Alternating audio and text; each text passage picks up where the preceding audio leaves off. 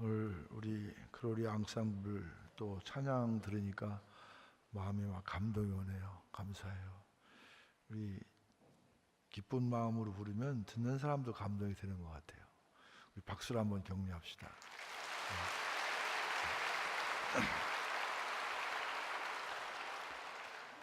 제가 전율을 느꼈는데 사실 오보의 연주를 2부 예배 때는 이거 안 했거든요. 근데 제가 속으로 야 그거 한번 듣고 싶다. 오보에 하면 그건데 생각을 하고 있었는데 딱 그 노래가 나오는데 아주 그냥 내가 기절할 뻔했네 오늘. 하나님이 어떻게 내 마음을 이렇게 아시고 미리 저렇게 역사하셨을까. 감사한 하나님입니다. 이 한 주간도 그 좋으신 하나님의 은혜와 평강이 여러분의 삶 속에 넘치시기를 축원합니다. 한 흑인 청소부가 미국 거리를 빗자루로 쓸면서 5만 가지 욕설을 퍼붓고 있었어요. 이걸 누가 봤느냐면 지나가던 흑인 지도자였던 마틴 루터 킹 목사가 봤습니다. 그래서 이 킹 목사는 젊은 흑인 청소부를 향해 이렇게 말합니다. 이보시오 젊은 형제, 무엇이 그리 못마땅해서 그렇게 욕지거리를 해가면서 청소를 하고 있어? 그랬더니 그 흑인 청년이 흥분하면서 이렇게 대답합니다.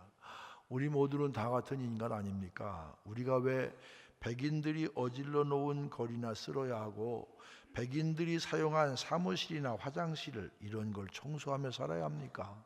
정말 더러워서 못해 먹겠습니다. 더러워서 못해 먹겠습니다. 이건 제가 붙인 말입니다. 킹 목사는 그 말을 듣고 이렇게 말합니다. 형제요, 당신은 지금 백인들의 거리를 쓸고 있다고 생각하지 마시오.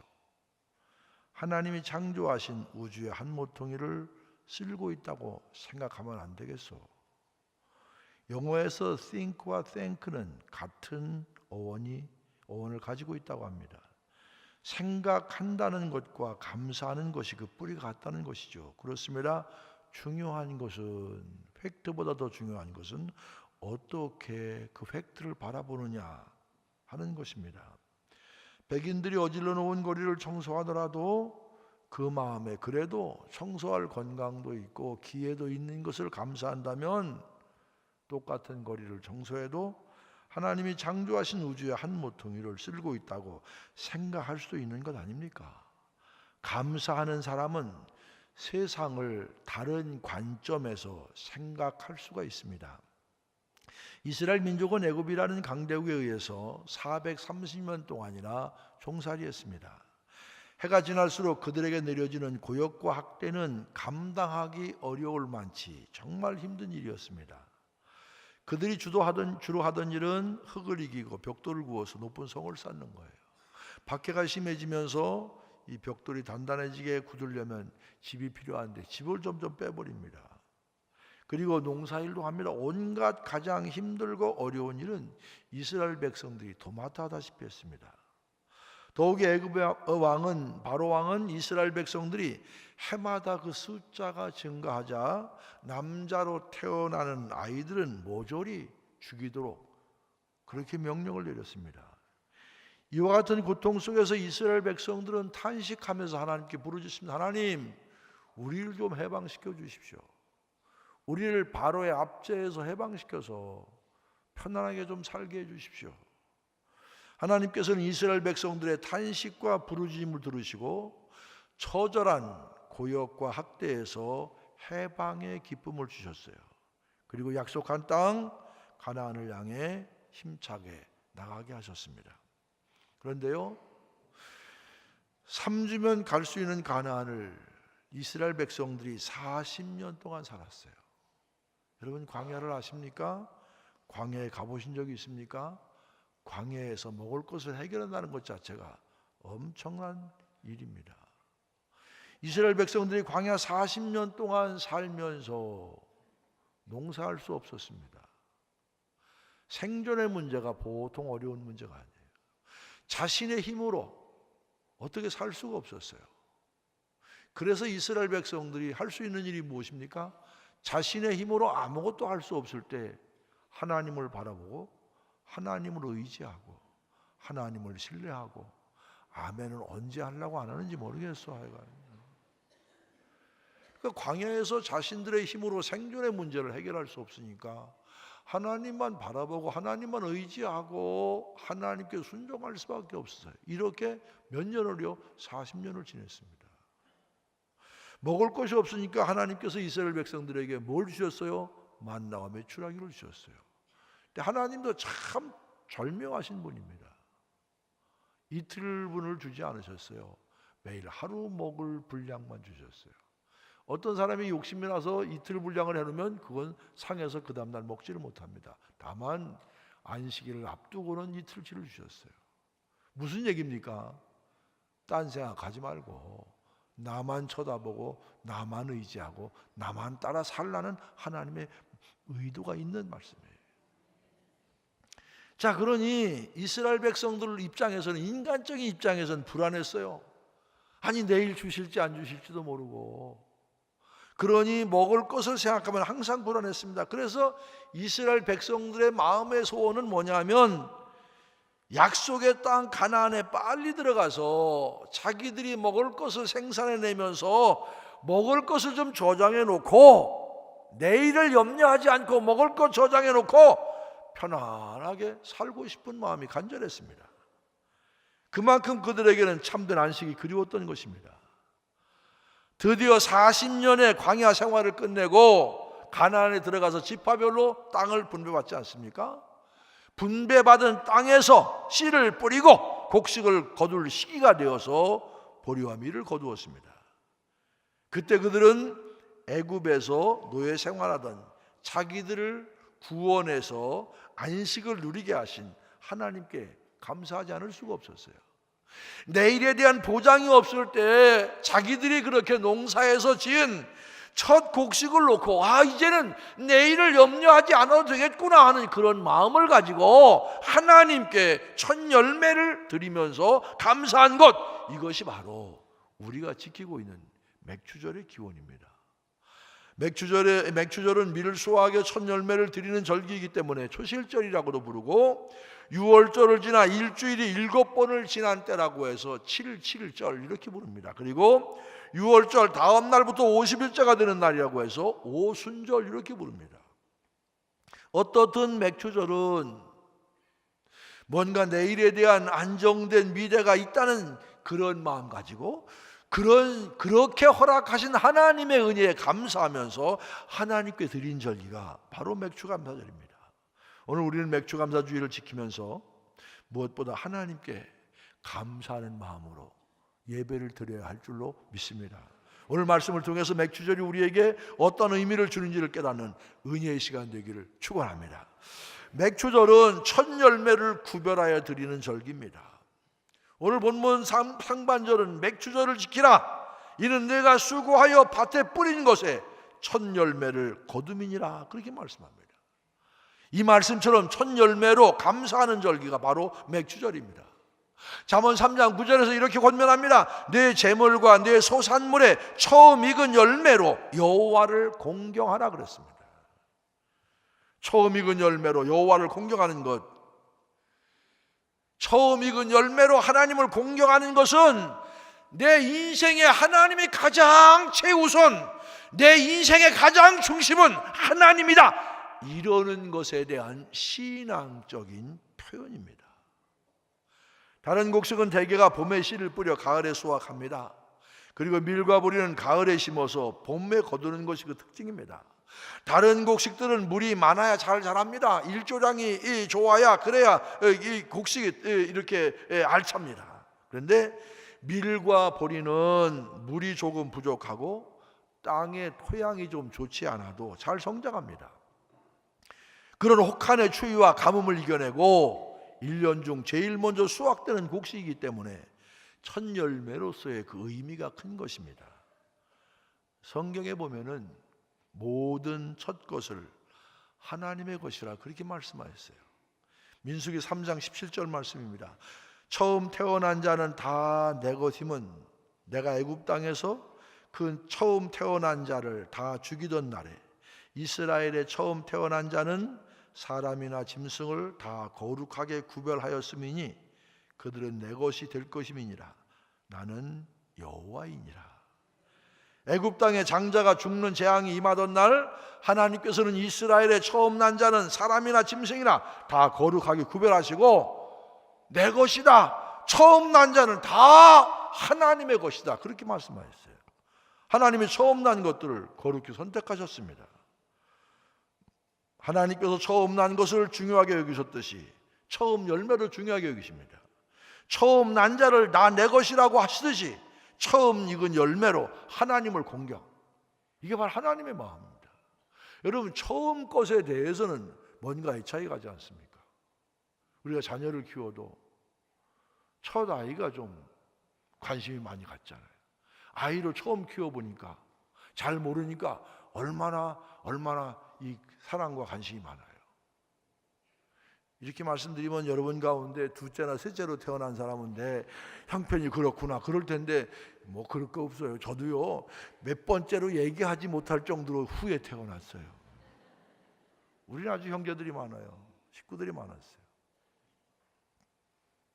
어머님이 저를 참 사랑해 주셨는데 근데 큰 형님만 어디 갔다 오신다 그러면 좀 이 객지에서 이 생활하셨는데 오신다 그러면요 없는 가운데도 온갖 좋은 거 다 해서요 해놓으시고 나는 손도 못 대게. 뭐 저를 안 사랑하신 건 아닐 거예요. 아마 첫째에 대한 아마 어머니의 마음일 것 같아요. 내가 누구라고 얘기할 수는 없지만 그냥 제가 잘 아는 사람이 첫 아들이 군인 갈 때는 그냥 군인 그 몇 달 동안은 군인 소리만 얘기해도 엉엉 울더니 그 다음에 두 번째 아이 갈 때는요 내다보지도 않더라고요. 둘째 아이를 사랑하지 않는다는 얘기는 아니에요. 지나고 보니까 아 그렇구나 그렇게 뭐 눈물 흘릴 일은 아니에요. 깨달았을 뿐이지만 무슨 얘기하냐면 처음에 대한 첫째에 대한 것은 인간의 부모로서도 그런 남다른 생각이 있다. 하나님도 마찬가지예요. 그러니까 우리가 첫 것을 중요하게 생각해야 됩니다. 세브란스 의과대학은 우리나라 최초로 설립된 근대적 의학 교육기관입니다. 그 전시는 1885년 4월에 미국 북장로교회 선교사 알렌이 고종의 위촉으로 설립된 국립병원 광해원에서 비롯됩니다. 광해원은 후에 재중원으로 바뀌었어요. 여러 가지 사정으로 재정 및 운영이 곤란해지자 1893년 북장로의 선교부에서 병원 일을 전담할 의사 에비슨을 파견했습니다. 이후에 1908년 6월에 제1의 졸업생 7명을 배출했어요. 그러니 이게 몇 년 만입니까? 10년이 더 됐잖아요.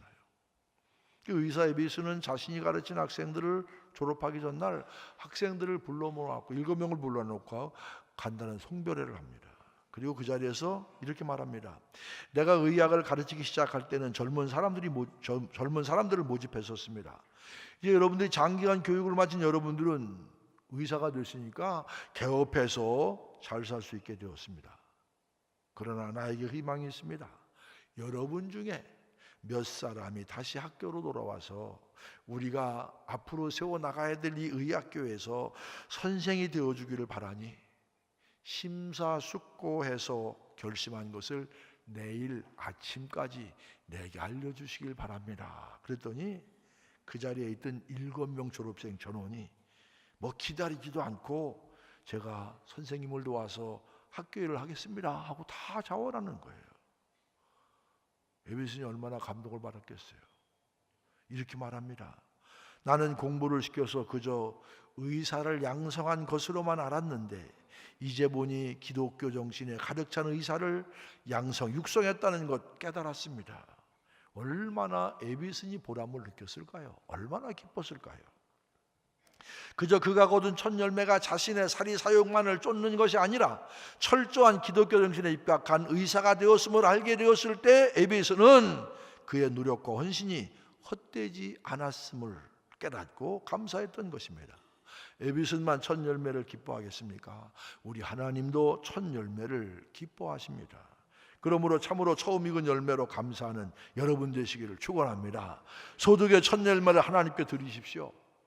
내게 생명 주시고 내게 일할 기회 주시고 일할 직장 주시고 먹을 양식을 주신 하나님께 첫 열매로 감사할 수 있으시길 바랍니다. 여러분의 첫 시간, 생명 가진 동안의 첫 시간을 하나님께 드리십시오. 하루 첫 시간 그냥 보내지 마시고, 하나님, 이 하루도 주님과 동행하기를 원합니다. 그런 열망을 가지고 주 앞에 드리십시오. 새벽에 나와 기도하십시오. 한 달의 첫 시간 역시 기도로 시작하십시오. 매월 우리가 월삭 기도해 드리지 않습니까? 내일도 월삭 기도해 드리지 않습니까? 한 달을 시작하면서 하나님, 험한 세상이지만 이 한 달도 나는 부족하지만 주님 나를 붙드시고 인도하셔서 험한 세상 주의 뜻을 이룰 수 있는 지혜를 허락하시고 길을 보여주시고 동행해 주실 줄로 믿습니다. 이런 믿음을 가지고 매월 첫날을 주 앞에 예배할 때 하나님께서 그런 사람을 외면하시겠습니까? 여러분, 믿음의 문제입니다. 기대와 소망을 가지고 주 앞에 기도하며 나와 그렇게 행하는 사람은 그렇게 믿기 때문에 하나님께서 그렇게 인도해 주실 줄로 믿습니다. 기대와 소망이 없는데 하나님이 이루어 주신들 하나님의 은혜로 깨달아지겠습니까? 첫 열매, 첫 시간을 하나님께 드리는 성도가 참으로 복된 성도인 줄로 믿습니다. 첫 열매로 감사로 드릴 수 있는 여러분 되시길 주의 이름으로 축원합니다. 맥추절은 받은 은혜를 감사하는 절기입니다. 받은 은혜를 감사하는 절기. 이스라엘 백성들은 약속의 땅 가나안에 정착해서 과거 애굽에서의 노예 생활과 광야 생활 중의 어려움을 잊지 않기 위해서 하나님께 맥추주의를 지켰습니다. 흔히 사람들은 어려운 과정을 헤쳐나와서 현재 생활이 풍족하면 지난 일은 잊어버리기 쉽습니다.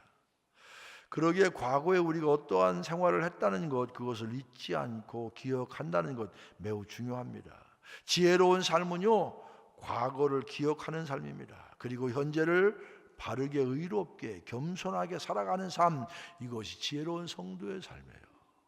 과거를 기억하지, 어떤 사람은 과거를 기억하는 걸 싫어해요. 제가 어느 교회를 압니다. 그 교회는 사실은 질병을 앓은 사람들이 매우 사는 정착촌이었어요. 닭을 키웠습니다. 수입이 좋아졌어요. 자기는 몸이 불편하니까 이제 굳은 일은 다 이 시내에서 정상적인 사람들을 고용했습니다. 고용했으면서 사실은 묘한 마음을 갖는 거예요. 내가 이렇게 어렵게 핍박을 당했지만 내가 주는 돈으로 너희들 일 좀 해봐 하면서 옛날 자기들이 당했던 서름에 대한 까칠한 마음을 가져요. 그래도 그 정착촌을 선교사가 세운 거니까 그 지역에 세운 교회 담임 목사님이 우리가 교회 창립 기념 주일을 지킵시다. 그럴 때 한 사람이 이렇게 얘기하는 거예요. 목사님, 지금은 우리가 먹고 살 만큼 되었는데 왜 우리가 어려운 과거를 기억하며 살아야 합니까? 어려웠다가 살 만큼 되었으니까 감사하고 하나님께서 원하시는 합당한 삶을 사는 것, 이게 신앙의 지혜지. 과거 어렵게 사는 걸 기억하지 않고 까칠하게 니들 과거에 나한테 그랬냐? 너희들도 한번 좀 당해봐. 이런 마음으로 산다면 그거는 하나님이 원하시는 삶이 아니에요. 제가 요즘 자주 묵상하는 성경 가운데 신명기 8장 12절 이하 이런 말씀이 있습니다. 내가 먹어서 배부르고 아름다운 집을 짓고 거주하게 되며 또 내 소와 양이 번성하며 내 은금이 증식되며 내 소유가 다 풍부하게 될 때에 내 마음이 교만하여 내 하나님 여호와를 잊어버릴까 염려하노라. 오늘 우리들이 이렇게 잘 살게 되고 여유 있게 됐다고 자부하게 될 때에 바로 그때 자칫 잘못하면 내가 잘나서 내가 잘해서 내가 노력해서 내가 나 때문에 잘 되었다고 생각, 이러면 어떻게 되느냐? 그 다음에 가는 코스가 바로 교만이에요. 교만. 하지만 지난 과거를 깊이 돌이켜보면 내가 똑똑해서 살아온 것 아님을 알 수 있지 않습니까? 요즘 지나서 요즘에 들어서 더 그런 절감을 하게 됩니다.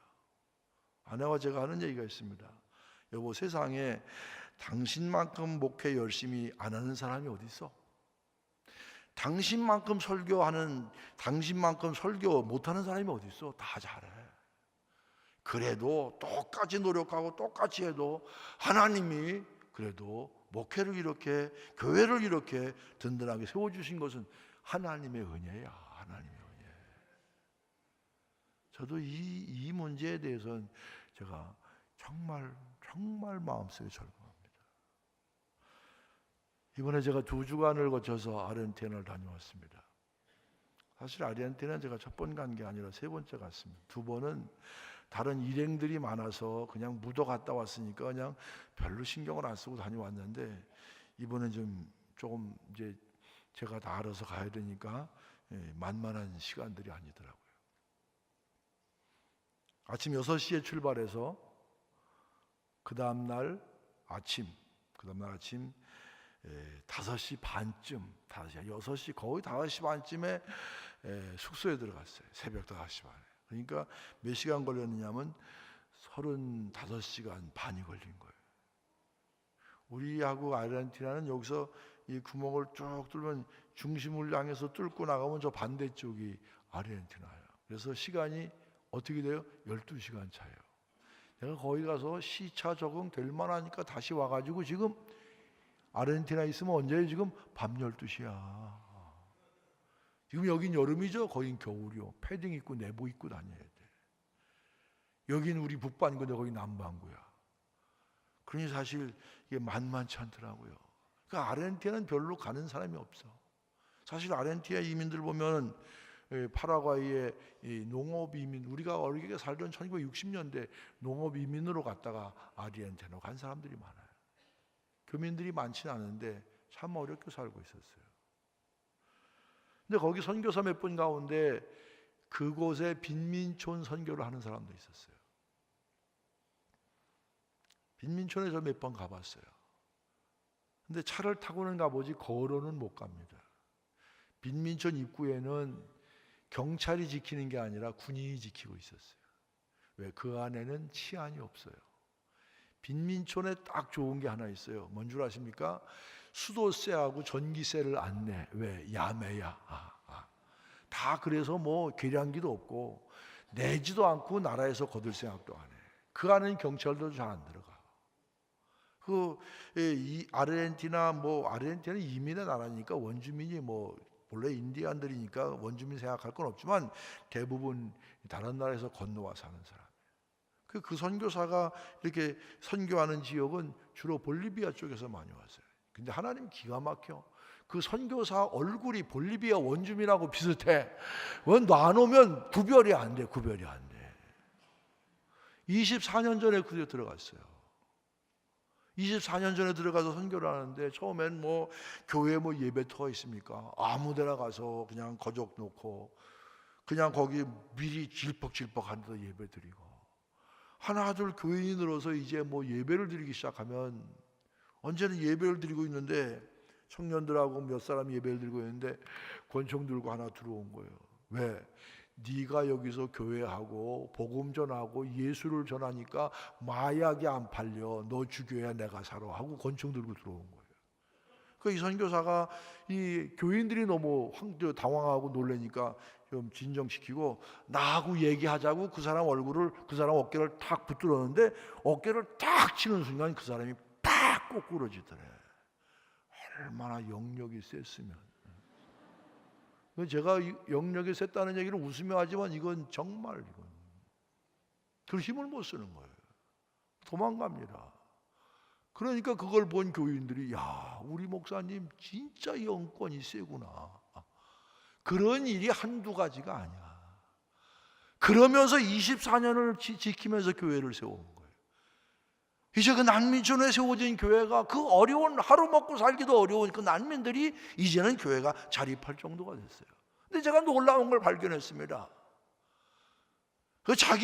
제가 언젠가 말씀드렸죠. 자기 딸이라고 그러면 키우기 어려우니까 머리를 빡빡 깎여서 그냥 남자처럼 키워버렸어요.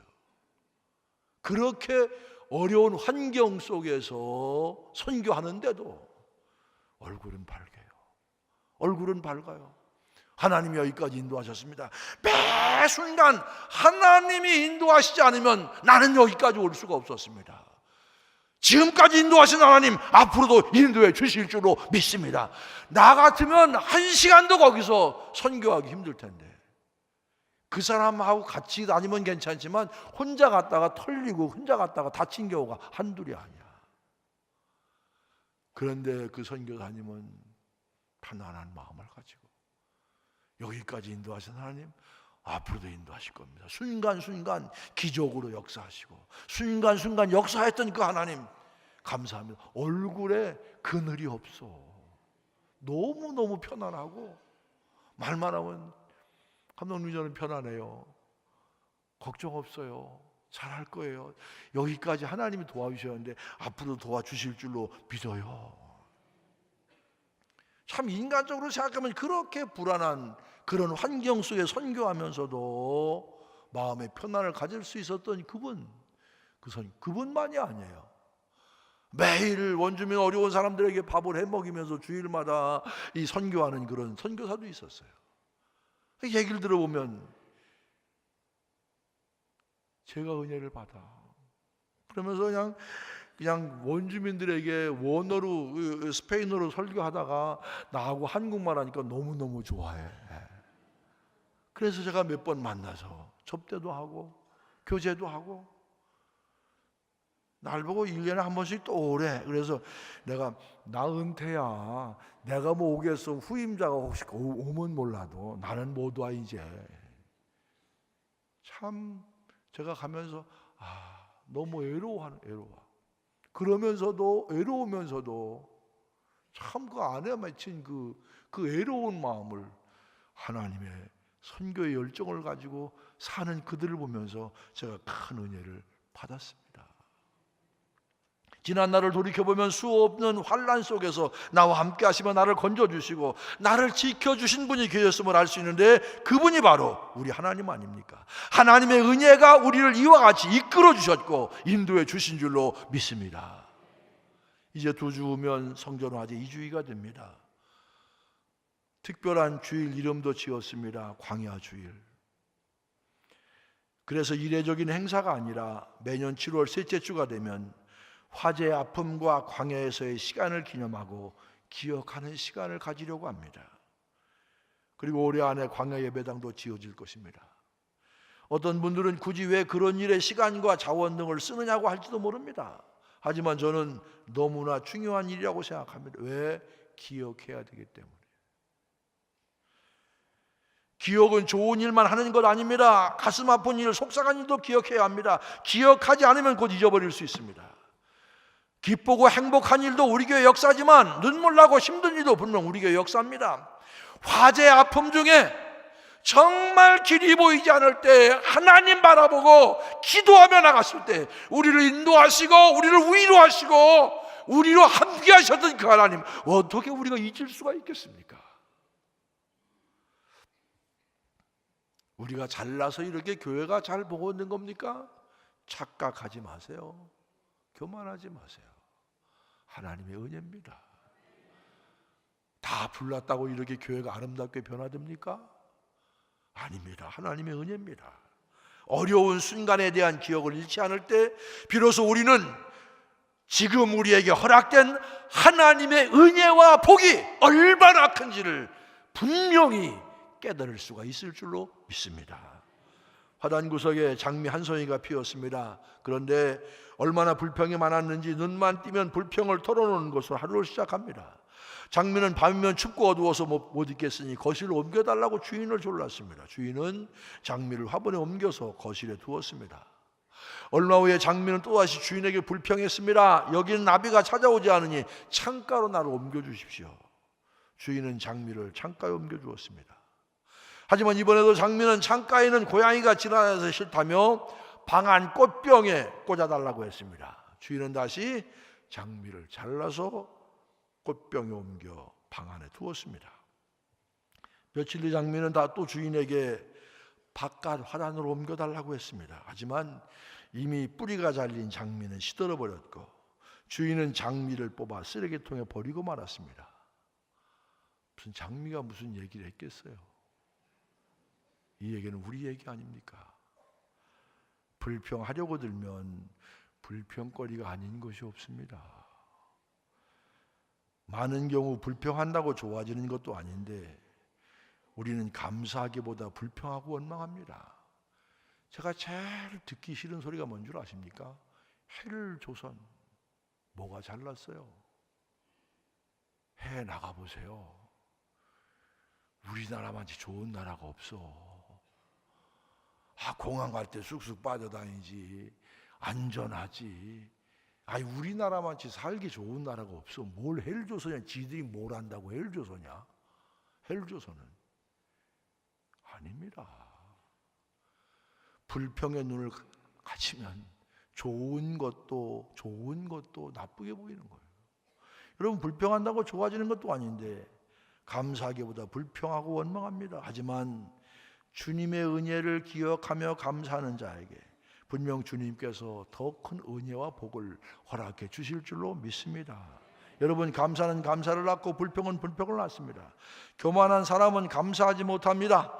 교만한 사람은 늘 불평하며 원망합니다. 하나님께서는 감사하는 성도에게 계속해서 큰 은혜와 감사의 조건과 축복을 주십니다. 환난과 시련이 닥쳐도 낙심하지 않고 그 와중에서도 기뻐하고 감사할 수 있는 성도가 하나님을 기쁘시게 합니다. 그러므로 오늘 우리들은 감사 생활을 통해서 날마다 자신을 낮추고 겸손한 삶을 살아야 합니다.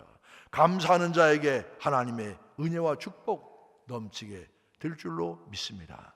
바라기는 과거에 받은 은혜를 감사하고 현재 받은 은혜를 감사하고 또한 미래에 받을 은혜를 감사하면서 늘 하나님께 감사를 고백하며 살아가는 성도가 되시기를 축원합니다. 마지막으로 맥주절은 하나님을 인정하고 감사하는 절기입니다. 범사에 감사하면 범사의 복을 받습니다. 잠언 3장 6절은 이렇게 말합니다. 너는 범사의 그를 인정하라. 그리하면 내 길을 지도하시리라.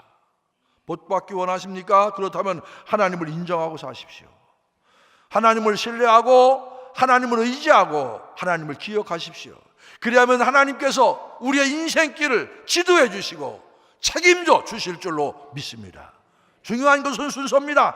하나님께서 인도해 주시면 그 후에 범사에 감사하고 그분을 인정하는 것 아닙니다. 먼저 믿음으로 우리의 삶의 전 영역에 있어서 주님의 섭리, 주님의 다스리심을 인정해야 됩니다. 그럴 때 주님께서 우리 인생을 지도해 주시는 것입니다. 하나님을 알지 못하는 어떤 임금님이 배추국을 맛있게 먹은 후에 기분 좋아서 요리사에게 자기가 끼고 있던 금가락지를 상으로 내리려고 요리사를 불렀어요. 요리사는 극구 금가락지를 사용하면서 상을 받을 사람은 내가 아니라 나에게 맛있고 싱싱한 배추를 배달해온 상인이 받아야 한다, 그렇게 말합니다. 왕이 상인을 불러서 금가락지를 하사하려고 하니까 이 상인도 극구 사양하면서 제가 어찌 좋은 배추를 올렸겠습니까? 이것은 농부가 맛있고 좋은 배추를 길렀기 때문입니다, 그렇게 말해요. 되는 집안은요 서로 잘돼, 누구 때문에 잘 된다 이렇게 얘기해야 되는 거예요. 우리 집은 아무 때문에 안 돼, 우리 회사는 아무 때문에 안 돼, 이런 얘기가 나오면 이미 그건 천국이 아니라 지옥이야. 서로 누구 때문에 잘 됐다 이렇게 얘기를 자꾸 해야 돼. 아멘은 집에 가서 하세요. 왕이 다시 농부를 불러 금가락지를 하사하려고 하자 이 농부는 손살에 치면서 이렇게 말합니다. 제가 무슨 재주로 이런 배추를 만들었겠습니까? 다만 씨를 뿌리고 물을 주었을 뿐인데 하나님께서 이렇게 자라게 하셨습니다. 임금이 이렇게 말합니다. 그래, 그러면 하나님이라고 하는 자를 불러오라. 내가 그에게 금가락지를 하사하겠다. 뭐라 그래요? 농부가 하나님은 이 나라의 백성이 아니라 우주 만물을 지으신 분이고 다스리고 계신 하늘의 왕이십니다. 그랬더니 깜짝 놀란 왕이 옥좌에서 내려와서 물을 끓이며 하나님께 감사드렸고 요리사와 상인과 농부에게 각각 후한 상을 내렸다고 합니다. 말을 만들었겠죠. 그러나 의미가 있습니다. 여러분, 농사는 사람이 하지만 복은 하나님이 주십니다. 농사한다고 다 잘 짓는 거 아니잖아요. 농부가 아무리 농사를 잘하려고 했어도 하나님께서 적당한 때에 비를 주시고 적당한 때에 태양을 비춰주시지 않으면 결실이 없습니다. 농사뿐만 아니라 내가 무엇을 하든지 간에 내가 하는 것이 아닙니다. 그래서 우리 믿는 성도들에게 우연이란 없습니다. 항상 하나님의 뜻 가운데 일이 성취되는 것입니다. 오직 하나님께서 하게 하시고 능력 주셔서 감당하게 하시고 또 좋은 여건과 환경을 만들어 주셔서 이루게 하십니다.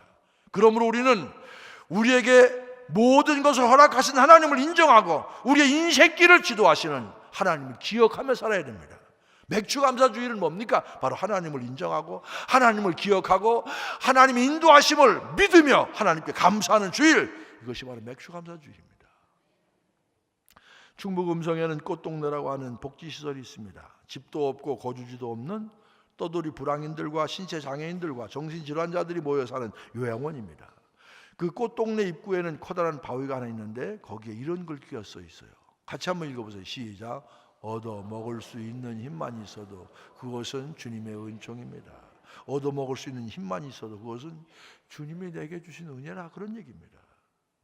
우리가 이 사실을 기억할 때 어떤 상황 가운데 처하든지 하나님을 의지하고 하나님을 인정하고 하나님께 감사하며 살 수가 있어요.